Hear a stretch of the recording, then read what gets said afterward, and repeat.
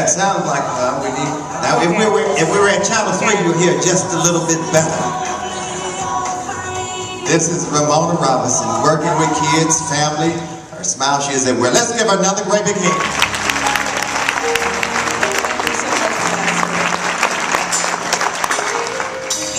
This award means so much to me, Pastor Macon. I've received numerous awards throughout my career, but to receive one with Dr. Martin Luther King's name and face on it means so much. I'm a member of Mount Zion, so those of you who are familiar with me, you know I can get emotional. But gosh, my station is here, so I'm going to try not to do the ugly cry. I love this man, Dr. King. I was fortunate enough to still be alive when he was around, and I know he was doing great work because I spent many evenings sitting beside my mom, watching the evening news and watching this man. My mom said as far back as 2 or 3 years old, I was sitting there on the couch, sometimes in her lap, pointing at the television, wanting to know who that was and what he was doing and why were all those people surrounding Dr. King. And I just want to share with you a story relevant to my life. But I always like to take a moment to speak to the youngsters that are out there, and I see many of you are out there. And I just want to tell you this story. I believe it happened in 68 or 69. I think it was 69 because Dr. King was already gone. And I was in elementary school, and I understood that integration was taking part or had taken part in a lot of parts of our country, especially up north. I grew up in a rural southern town in Missouri. And so integration hadn't caught up in my town. I guess we were the last ones on the list. And so I was still going to an all-black segregated school in southern Missouri.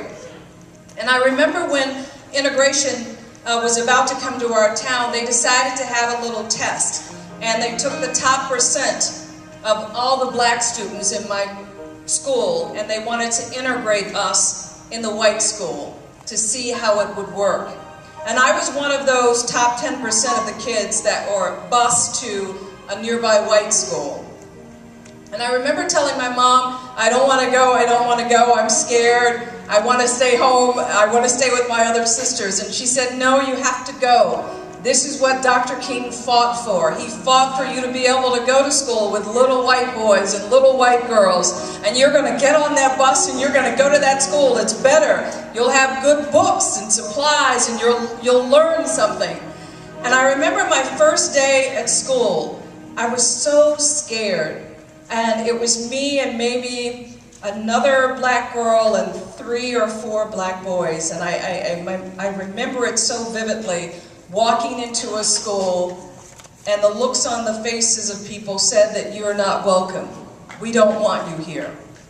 And I was terrified. And I must say, the little black boys suffered the brunt of it because they would get things balled up and thrown at them, and our teachers had to have us sit in the front of the class because if we sat in the back, you know, people would throw things at us or spit at us.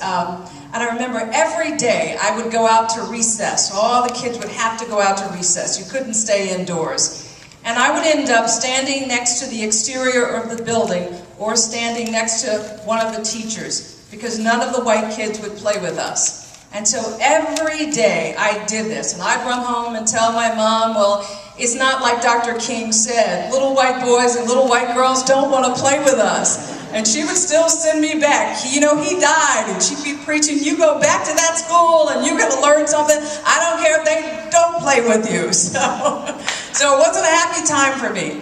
But I kept at it, and I went back to school. And one day, after about 3 months at school, one day, I'll never forget her name, little Jessica, I think with blue or green eyes, with 2 long pigtails, walked up to me one day and said, you're in my class. You want to play?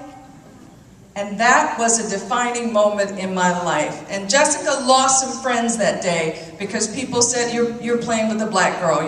You're no longer our friend. But it didn't matter to Jessica. And soon after Jessica and I started to play, guess what? all the other kids started to play. And soon after that,